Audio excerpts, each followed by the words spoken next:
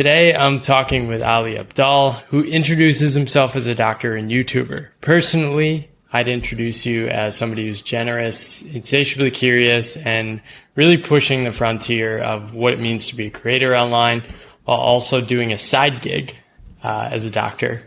And last year, you took a sabbatical from being a doctor to explore what this whole creator economy, creating online, is all about.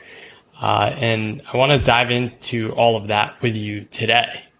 So to start, I went back and I watched an earlier video of your YouTube content, and you introduced yourself as a junior doctor.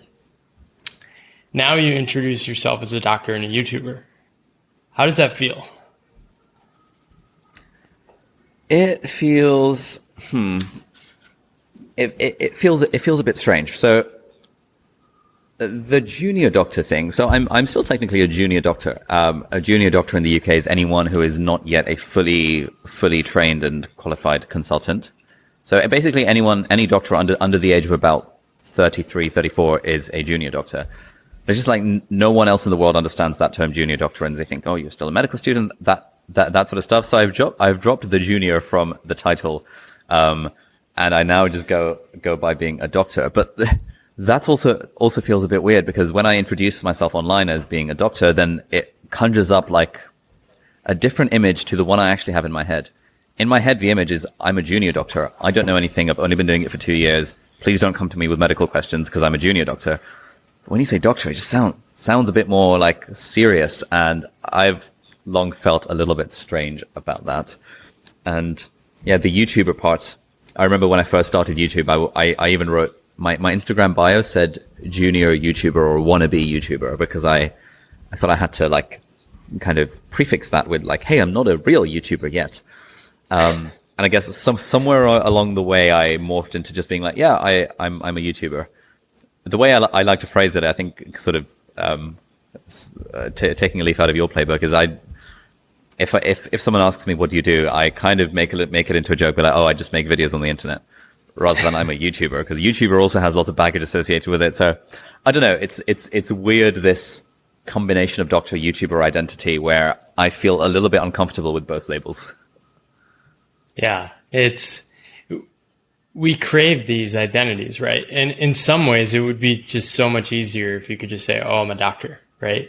And then people stop asking you questions. It would be, yeah. I think I quite like the questions. Like, yeah, when you say you're a doctor, the next question, oh, what do you specialize in? Like, I've had that conversation a zillion times. Whereas when it's a YouTuber, it's like, oh, wow, that's interesting. Tell me more. It often leads to a more interesting conversation, where it then goes down the entrepreneurial route when you're a YouTuber. Whereas I think because everyone kind of knows what a doctor does, it will stay in that lane of specialty and what do you like about it, and oh, what's the craziest story you've had, that kind of vibe. Talk to me about some of the early conversations you had with doctors. I've read a bit of your story. You've shared it. You've been working on a book you're writing, and you talked about several years ago, probably 5 or 6 years ago now, you started talking to doctors and found that most of them were not very happy. What motivated you to want to ask those questions? Yeah. So basically, since my first year of med school, which would have been like 2012 at this damn long time ago, anytime I become friends with a doctor, if I'm on placement with them or anything, I like to ask the question that if you won the lottery, would you still do medicine for fun? And I started asking that question because as I read like the 4-Hour Work Week and got into the entrepreneur stuff, I sort of had this, sort of these two parts within me. Number one, the entrepreneur side, and number two, the doctor side. And the entrepreneur side I'd been exploring since I was like 12, 13. And like when I was in school, I was doing my homework just so I could then get that out of the way so that I could tinker with websites and stuff online. But I think when it came to choosing a career, it was the choice, do I do computer science and go down this coding kind of route, or do I go medicine and go down the doctor kind of route?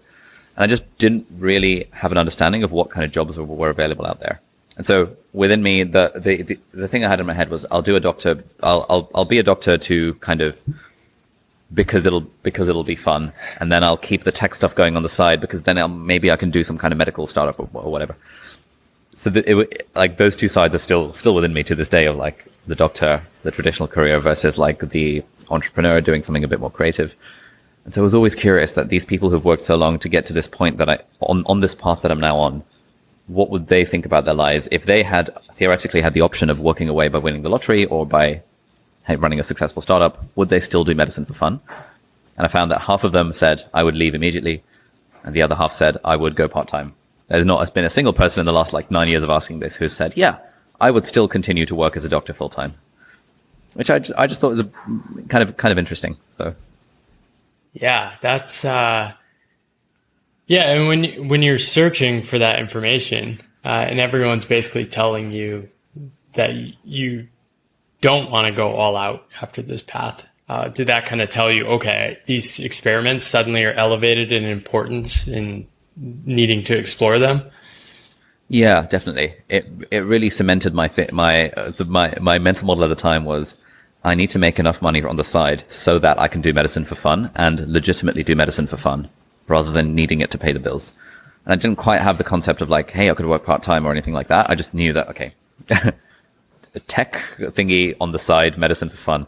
And I was looking at my university yearbook from 2015.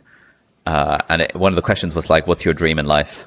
And it was like, I think I wrote something like to make money from a tech startup while being a plastic surgeon on the side. And so I saw that the other day. I was like, oh, okay, interesting. It's turned out a bit differently than that, but the broad sentiment was tick the money box outside of medicine and then do medicine for fun.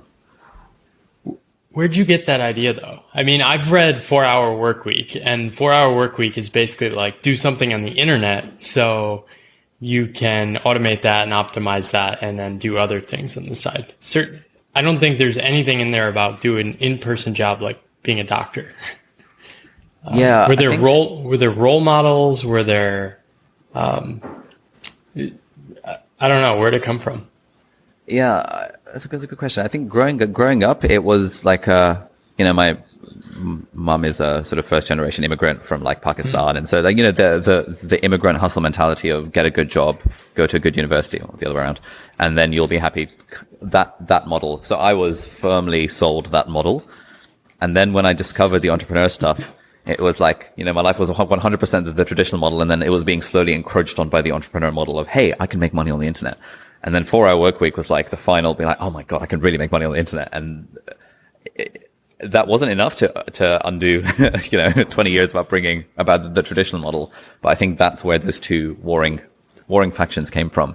And I remember when I read 0 to 1 by Peter Thiel, and he talked about how, I think I read it when I was like 16 or 17. He talked about how a lot of innovation happens when you're sort of really specialized in something, and then you see like an adjacent thing that you can like step into. Mm. And I read that as being, oh, great, I can be really specialized in medicine, and then I can do the tech stuff, which will unlock the adjacent strands for me to step into. And even then I sort of knew that, okay, that requires me to be super specialized in medicine, because if I'm just a medical student or just a junior doctor and I don't know anything about anything, then all I'm going to be targeting is the low hanging fruit of like, I don't know, helping doctors book extra shifts or, the basic stuff. Whereas if you're super specialized, you can then invent cool things that only you have an appreciation for because you're super specialized. So that was kind of what was going through my mind when I was kind of going into med school initially, those two different paths. That's fascinating. It's interesting how just like one concept from a book can shift someone's life. I was reading somebody else, I think Sasha Chapin, who was writing about how Tim Ferriss is basically responsible for a weird shift in his life and writing a book. I mean, I read 4 Hour Workweek too. It seems like everybody I meet has read 4 Hour Workweek and said, oh, wow, there's a different way to live life. But at the same time, a lot of people go through what you did in terms of you're almost creating this like secret identity on the side and letting it blossom. And it seems like you did that through a number of experiments. I think I went through a similar thing. Prior for like 5 or 6 years working full time, I did all these like secret experiments. I didn't tell anyone. I was thinking about leaving. I was really scared and terrified. I've read about you've done 6Med, you help people build websites early on. Do you remember like the earliest experiment, or was it just tinkering around with video games and all that when you were younger? Yeah, the earliest experiment was, this was when I was 11 years old, and I was in sort of secondary school, which is sort of our middle school. So I'd gotten into this new school, and I made all these new friends. And me and a group of my friends, we wanted to create this thing called the UIA, the United Intelligence Agency, because at the time I was really drinking the Kool-Aid of there was two series of books. There was the Alex Rider series and the Cherub series, where the model is that it's about these kids who get trained to be like secret agents. And there's this secret agency of like, because kids can infiltrate places that adults can't go. And so that was like, oh my God, coolest thing ever. So we decided to form this, real life United Intelligence Agency. And therefore the first project for the UIA was the UIA Academy, which was going to be an online forum, a forum where we would teach skills like lockpicking and karate and hacking and all of the skills that an 11-year-old secret agent needs in the world. And that was my first website project that me and my friends did when we were like 11 and 12. This sounds like the Umbrella Academy. Have you seen that? Yeah, I started watching that. Yeah. If only it turned out that way, but. So it seems like almost being like a trickster. You've done magic in the past. There's like this playful side. How does that come through in what you're doing and what you're creating? That's interesting. I never would have thought of myself as a trickster. I think growing up, I very much had the identity of being the kid who got really good grades. And that was what my entire identity was focused around. And well, that's a good cover story. Yeah, yeah, true. For the secret identity of being like, you know what, I just really want to make money on the internet. I think when I started dabbling in magic, there was a conversation I had with my school headmaster. I think when I was 16, we'd just gotten our exam results, and this was our GCSEs, which were like pretty big exams. And I'd done really well in those. And so he invited me over to his office. I went with my mum, and he said, hey, so what do you want to do? And I said that I want to be a doctor. And we had a bit of a conversation about that. And then at the end of that conversation, he said to me that, look, I need to give you some like harsh feedback right now. And, don't take this the wrong way. No one else is going to tell you this. And he said that the way I came across, it was that I really wasn't passionate about medicine. And in a way that I sounded like I was a bit of a robot in the way that I talked about it. And he pointed out that in talking about this dream you have of being a doctor, you've not smiled even a single time. That seems a little bit strange. And so in my mind, the problem there wasn't that I wasn't passionate about medicine. I think the problem there was that I was just too much of a nerd and not particularly charismatic or enthusiastic about anything really, especially kind of talking to this authority figure. So at that point I was like, okay, cool. If I want to get into medicine, I need to show myself as being a more charismatic, enthusiastic sort of dude. Therefore, I'm going to start asking questions in class and start like volunteering for these random things. And then when I saw like a magic show, Penn and Teller Fool Us on TV, I was like, oh my God, I can become a magician, and that's really freaking cool. But then I can also, that will help me be more confident and charismatic and stuff, which will help me get into med school. So that was the sort of model there. It was a goal-oriented behavior because A, magic is sick, and B, to make myself more confident. There's also a weird thing there. Adults saying that to somebody, you couldn't possibly actually know what you're getting into for any sort of career. And something like being a doctor, especially, you're tracked so early that it's almost crazy that anyone would be that confident about knowing they'd enjoy medicine or law or whatever the heck they're going to get into. Yeah, definitely. And in the UK in particular, because we go into university straight after school. So you become a medical student at 18. And therefore you have to decide to become a medical student at like 15 or 16 to get all the exams and experience and stuff.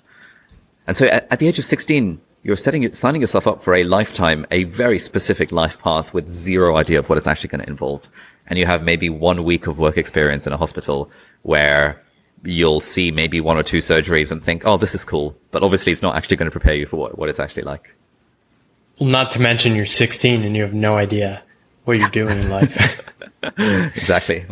Yeah. That's wild. So now on the other side of this, are you interested in medicine now? How did you find that joy for it? Yeah. So I think weirdly, throughout med school, I was more interested in medicine than most people that I knew. I actually enjoyed it.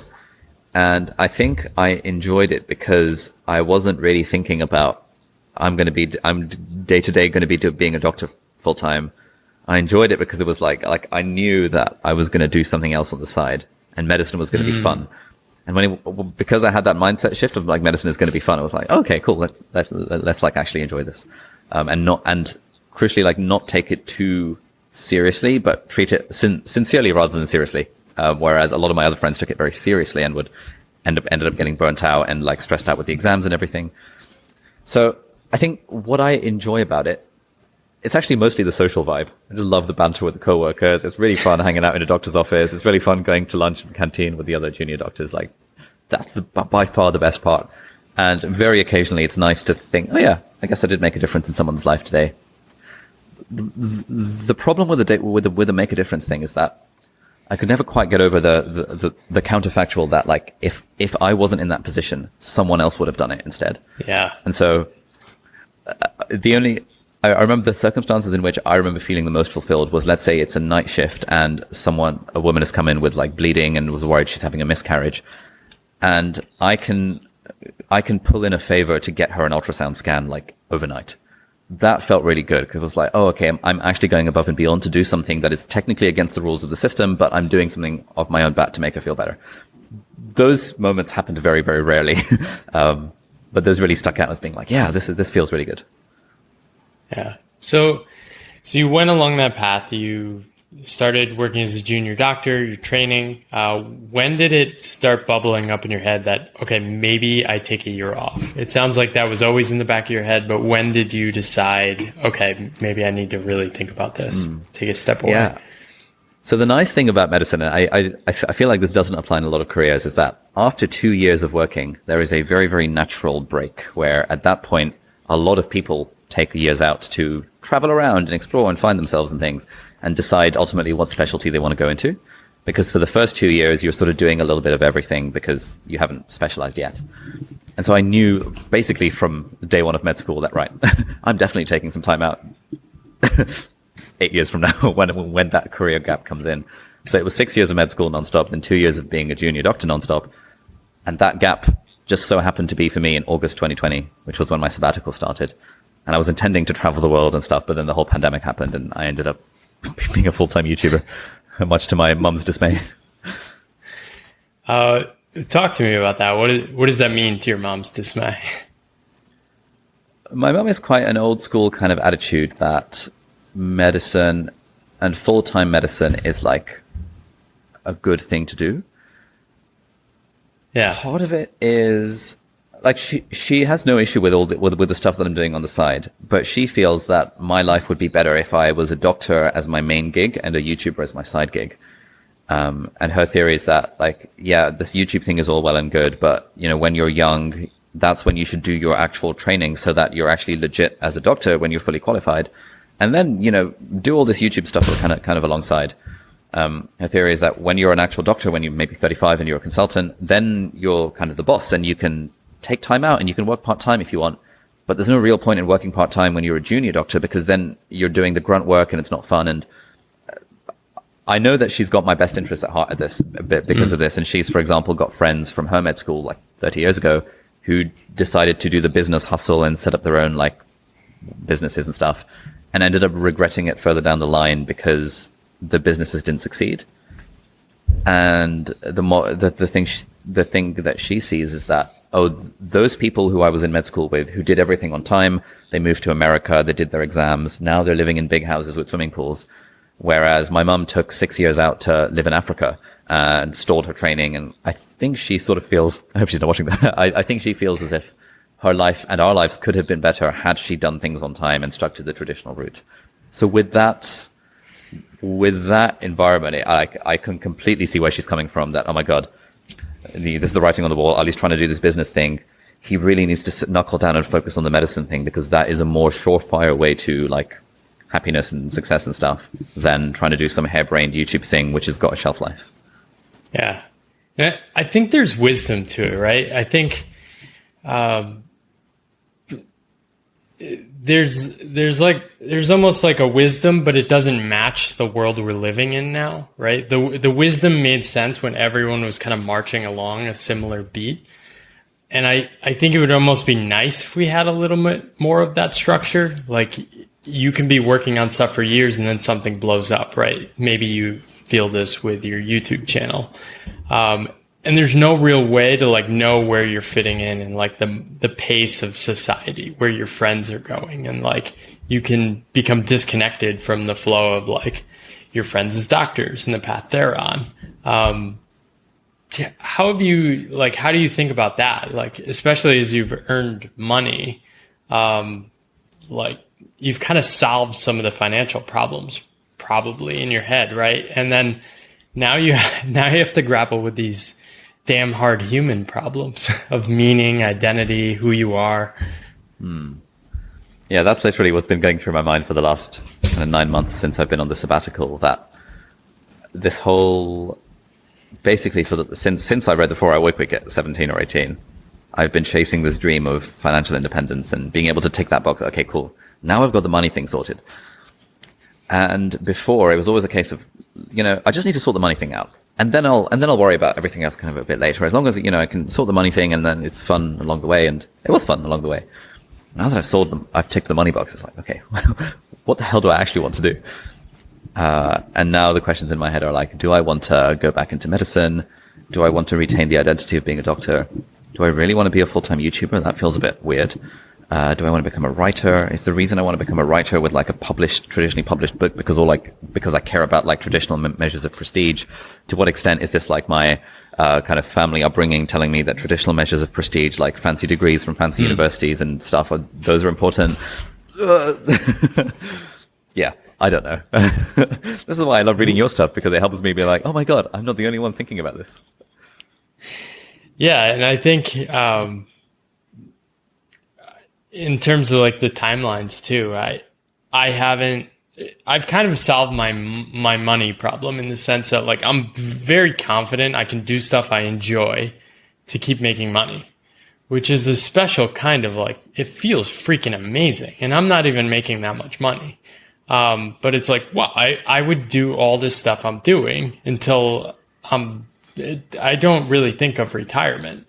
Yeah.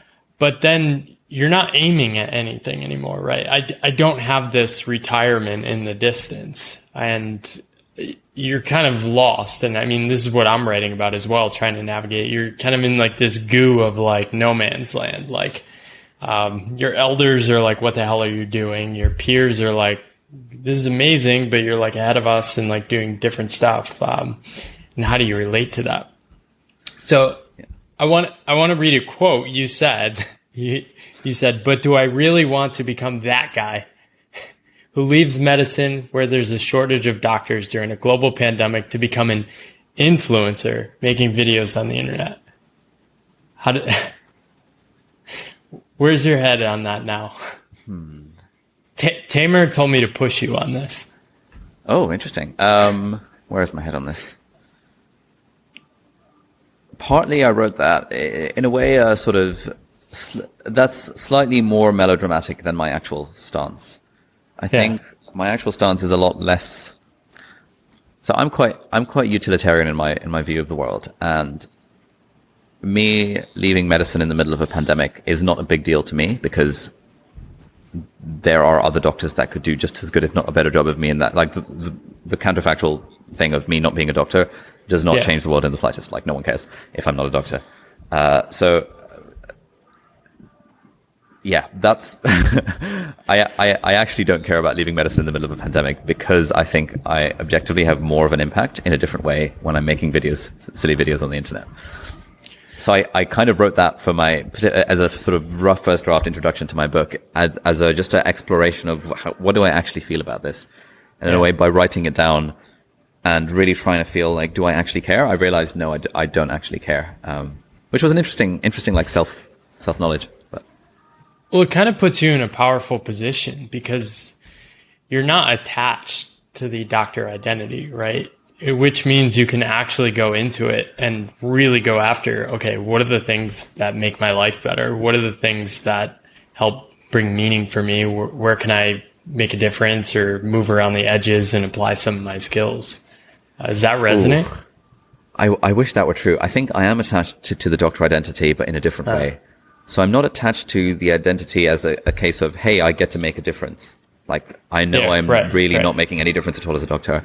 The reason I'm attached to the doctor identity is because of the status and the prestige and my perceived fear, my fear that if I'm not a doctor and quote just a YouTuber, that is not good enough and it's not like legit enough. And the reason people are following me is because I'm a doctor who does stuff on the side. And if I was just a dude who does stuff on the side, like a productivity guru or something, like, who cares about that? That's just boring. Everyone's done that.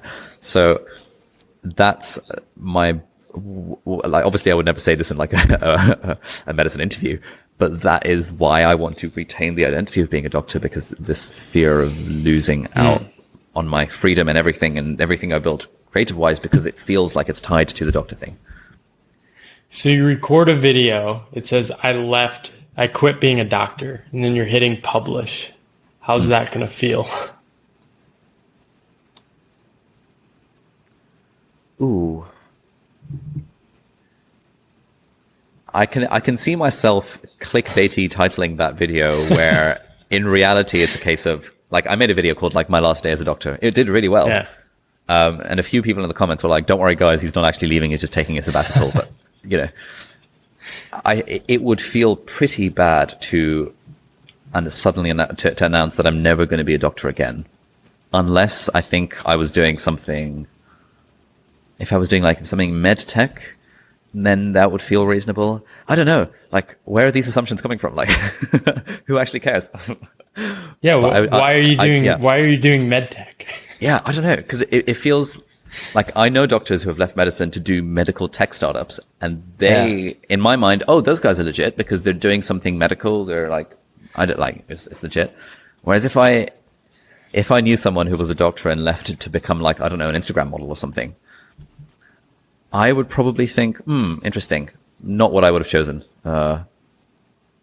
Yeah, something about I think internally I have this real tie to traditional metrics of prestige, and being a YouTuber, if it was someone I've left medicine to become a best-selling author, writing about like experiences, even writing about anything at all, I'd be like, okay, that's fair play.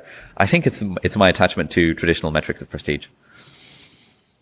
Yeah, I mean, is it your attachment, or is it like how others in your life will perceive that? I mean, I know for me, like I can get 50 notes of praise, and then my mom will say, "Are you going to get a real job?" And then I'm like, right back at square one. I'm like, oh shit. Yeah. I do sometimes ask myself this question, and sort of what I'm about to say is going to sound really weird, but I mean it in a sort of hypothetical stoicism-y kind of concept. I often wonder, if I'm making life decisions, I think, if my mom were dead, would that change my decision? I often think like, and it does.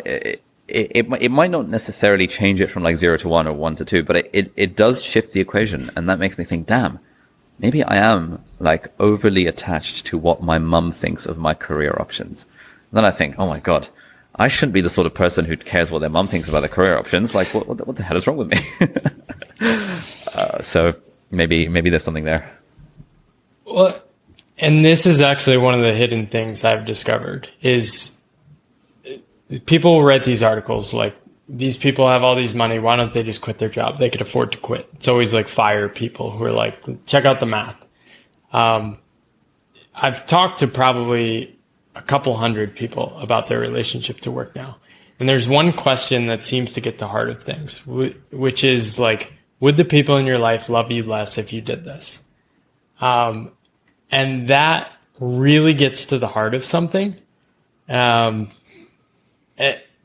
And it's so real. And I mean, there's wisdom caught up with that, right? You shouldn't just go do whatever the hell you please at all parts of your life. And there are paths that make sense. But also, I feel like we're on that edge of like career paths really being blown up. And the smart thing to do is really to kind of embrace the chaos.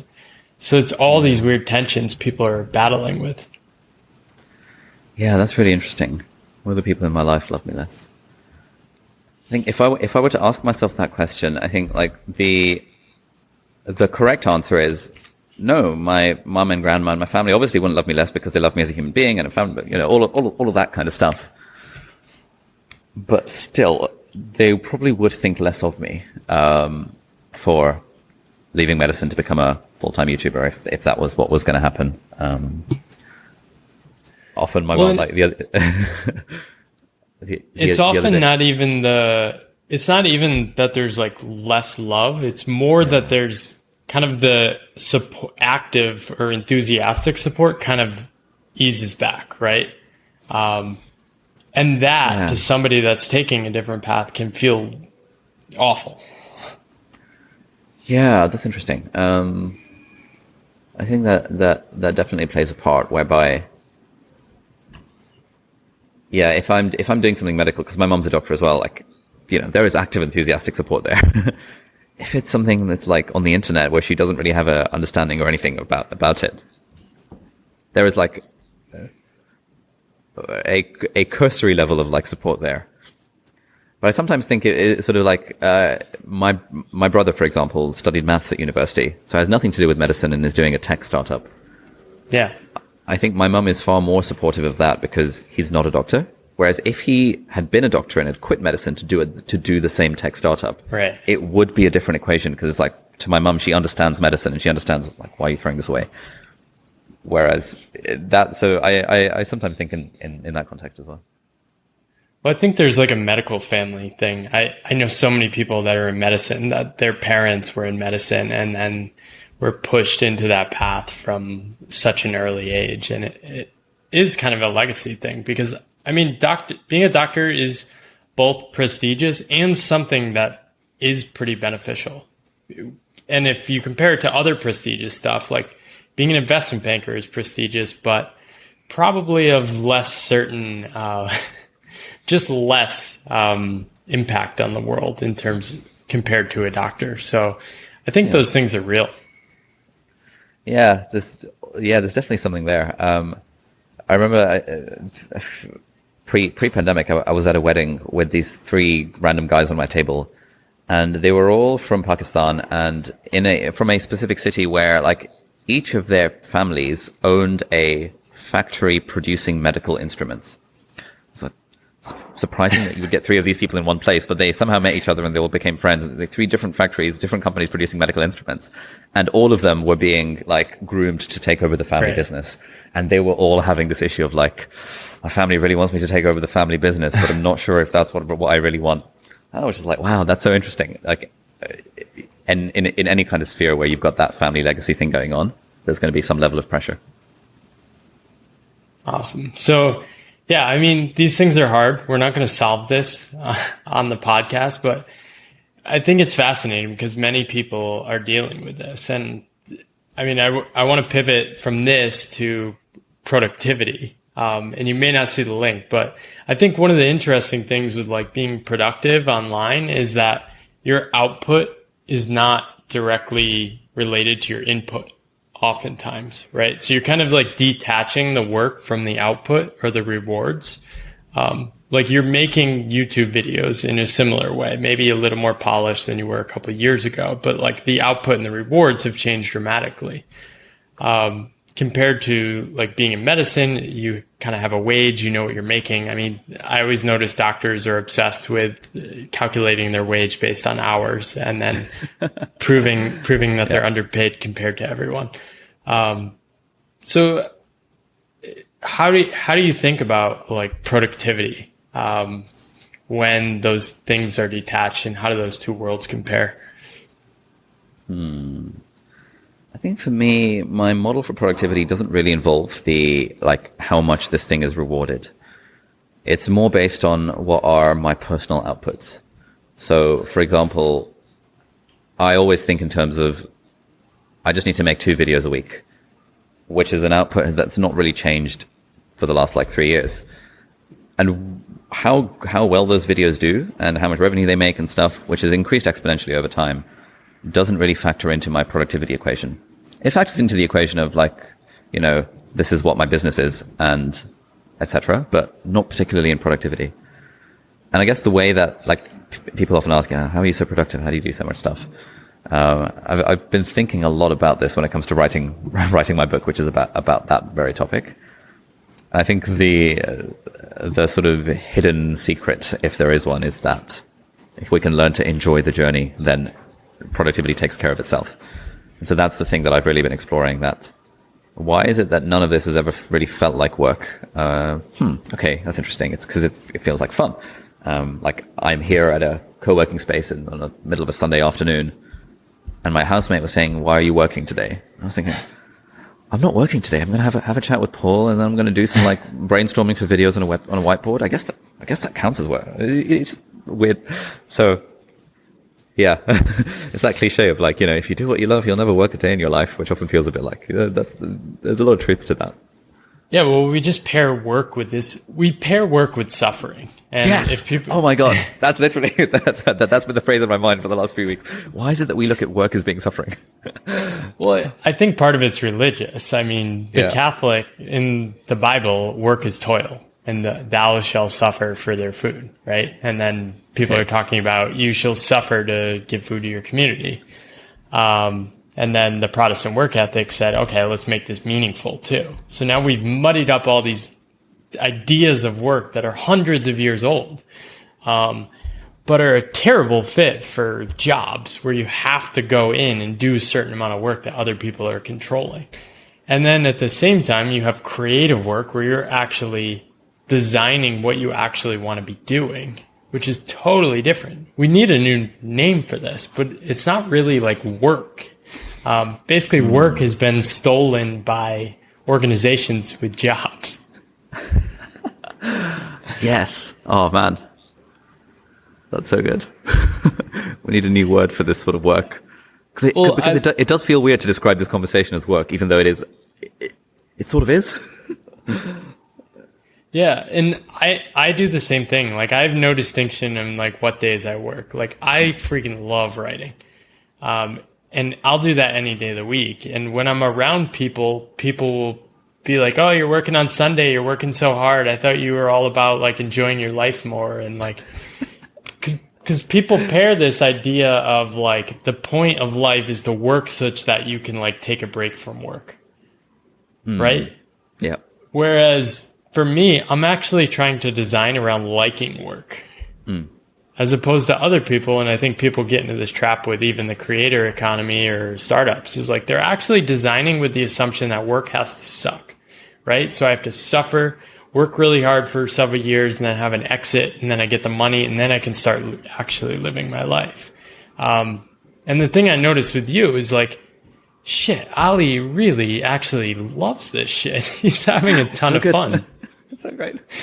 I remember I watched one of your Final Cut videos on Skillshare, and you're having the time of your life teaching these skills.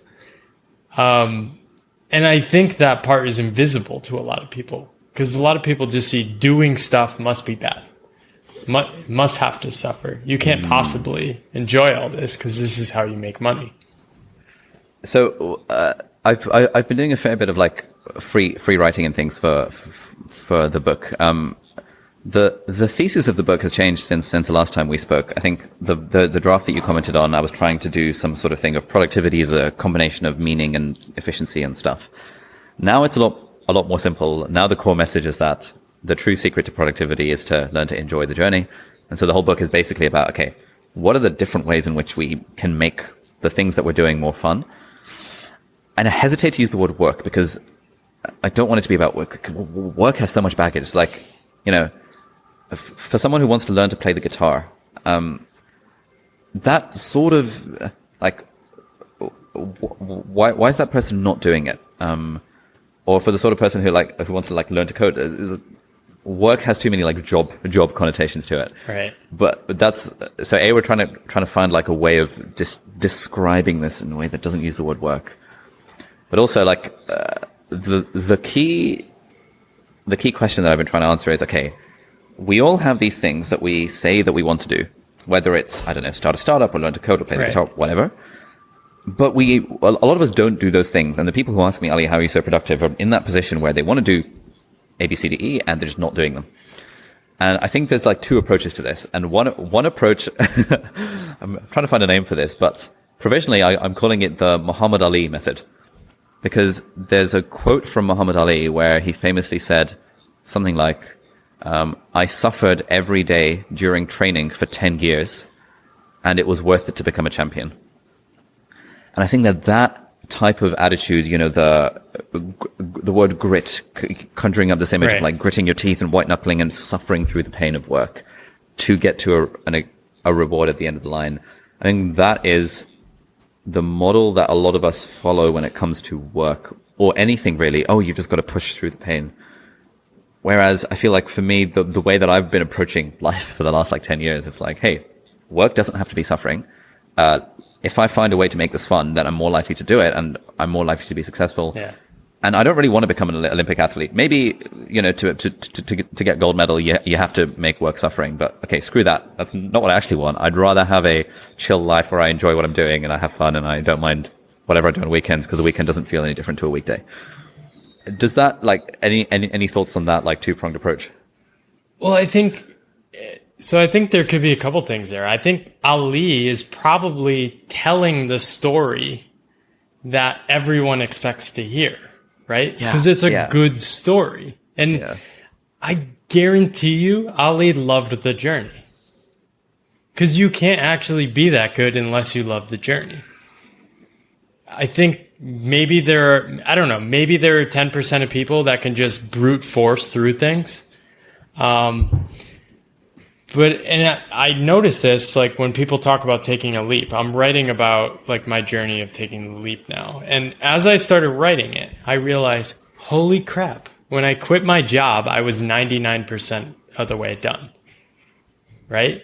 I had done experiments. I had met different people. I had tried these things that scared me. I had, like, gone through a crisis. I had all these things. And then when I quit, it was just like, yeah, that's the last remaining thing.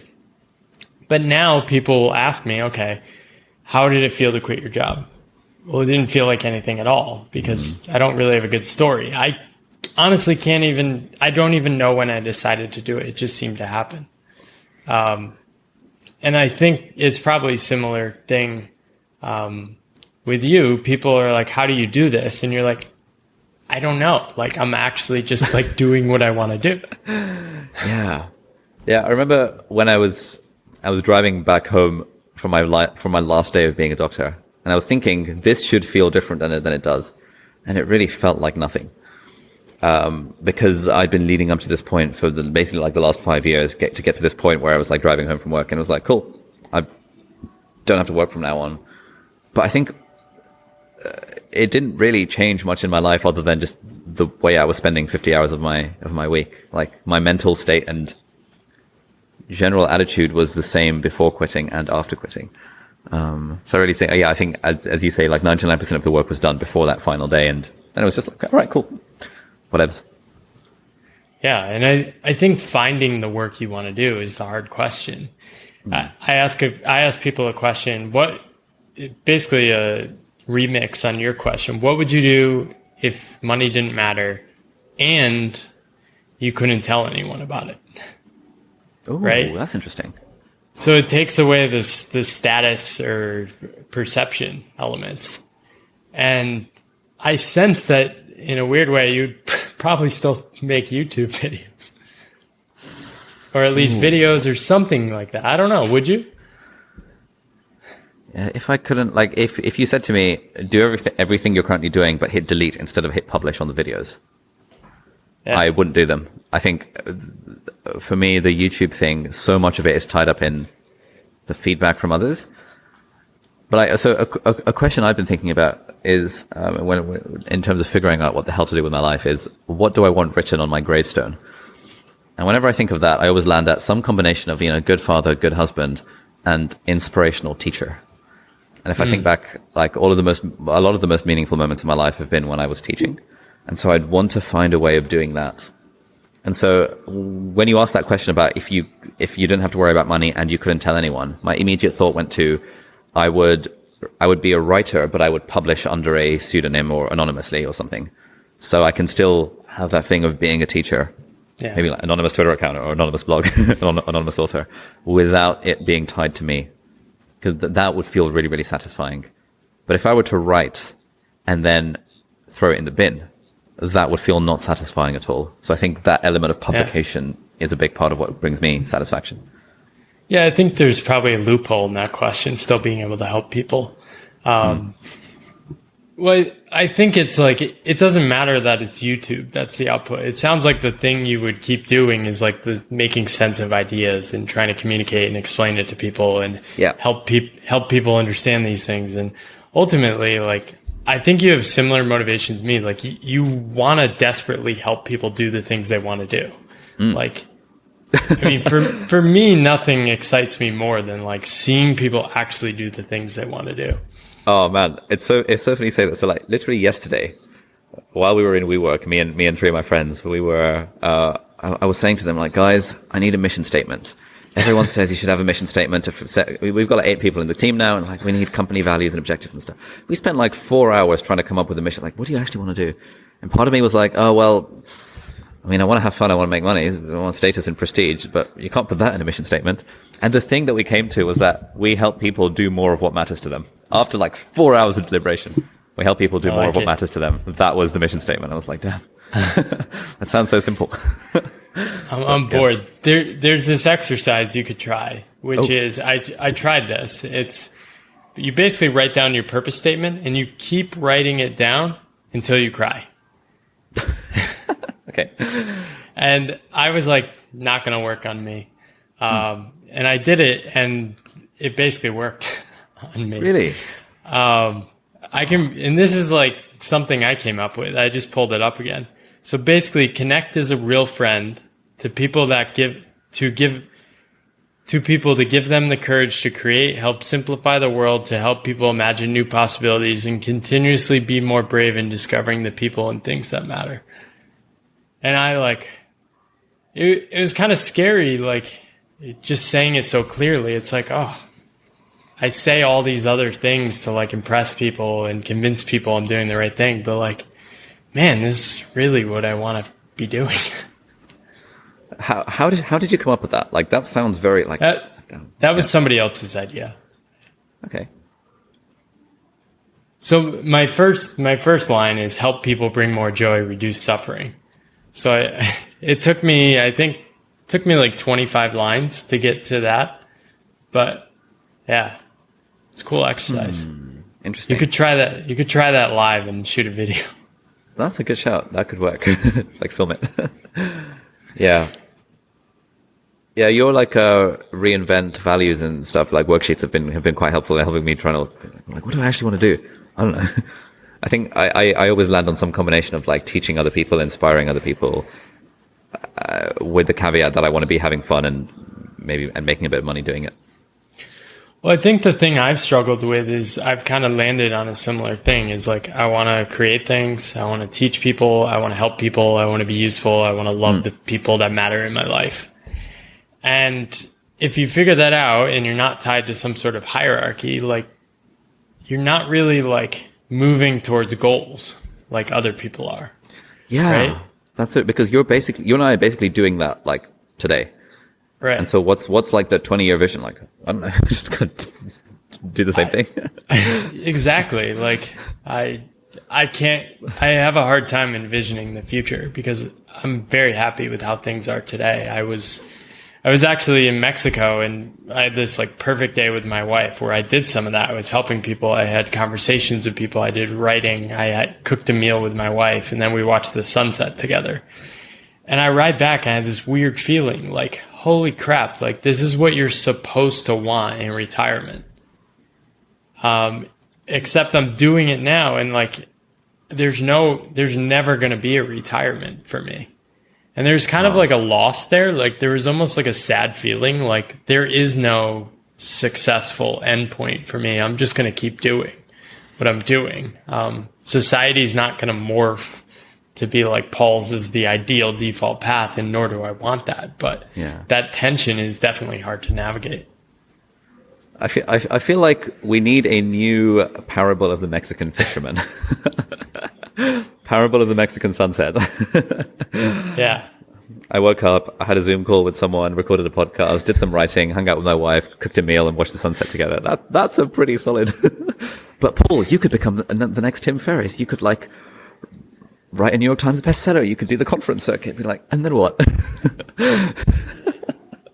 Yeah, it's weird. I think I actually did your course, and one of my realizations was that like making YouTube videos was like a fun, interesting challenge that like now I have better skills to help other people with. But I don't know, that's not my game. I was like, oh, that was cool. I'll play around with it, but it's not anything I want to do like full time. So I'm curious. So how did you get to the point? So if I imagine me in your situation where I've, had that perfect day of a bit of helping people, a bit of making a YouTube video, a bit of writing, a bit of hanging out with the wife, a bit of cooking, sunset, blah, blah, blah, all that good vibes all around. I would be thinking, and that's the equivalent of my life these days, minus the wife part and minus the cooking part. But I'm still kind of thinking that, okay, that's all well and good. And I love life right now, but the kind of next level for me is to write this really good book, hit the New York Times bestseller list, become the next sort of Tim Ferriss-esque type figure, because that seems cool and it'd be fun, and then I can kind of impact more people. Do you have that drive to kind of be bigger than you currently are, like I do, or how do you feel about that? I think yes, but in a detached kind of way. I probably go through like a similar like stoic exercise. Like if I could like burn all my like digital properties down, how would I feel? And it's like probably okay. And so I try to go through that mental exercise. That being said, like it's really cool to get more readers on my newsletter, because that's the thing I like doing the most, and like the responses of that. But I think like you, that's like filling this teaching thing, but it's weird, right? Like I'm writing to 4,000 people right now, which is crazy. There are writers that are super famous now, but wrote to way less people in their lifetime. And it's weird. But I also know like, okay, if I keep doing these things, I'll get more followers and I might make more money. And then like I am married now. It would be nice if I had kids to like not be living out of one suitcase. And so it's a constant tension, right? But okay, that's very reassuring that you have those thoughts as well. Because I kind of see you as sort of like sage mode. You've sort of decided follow account doesn't matter and none of this money doesn't matter, and you're just kind of chilling. Well, I really do try to optimize for fun, right? Yeah. So if I sense myself drifting into, okay, I'm taking this serious and I'm caring what people thinking, or I'm trying to play some formula, I'm always trying to like zag against the formula, to do it in my own way. And that's what keeps things fun. But I mean, part of my secret is like also going through a 2-year health crisis. And then when I went solo and moved abroad, I barely made money for an entire year, and basically just like nervously walked around feeling super financially insecure. And then I was like, I have friends, people help me. And I was like, all right, I'm going to move on from worrying about that. Okay. But yeah. And then like my online course did start making more money a year and a half, 2 years ago. And that gave me a lot more confidence that like, okay, I'm going to be okay. But yeah, it's never perfect, but yeah. Okay. That's cool. Well, I think the thing I realized is like money doesn't really solve any of your problems. I mean, it solves the money problems, but right. Well, in some ways, like the faster you solve the money problem, either really grappling and staring face to face with financial insecurity, or making enough sense that you're like, okay, now I don't have to worry, then you can get on to the real problems of like, okay, what kind of life do I want to live? Yeah, I think so too. This is like I get a lot of kind of young people asking me about this like entrepreneurship stuff, but there's also a little bit of a pushback. Like there's like a zag from like a small minority. Like often it's medical students who like really really like medicine. Be like, hey, why are you promoting?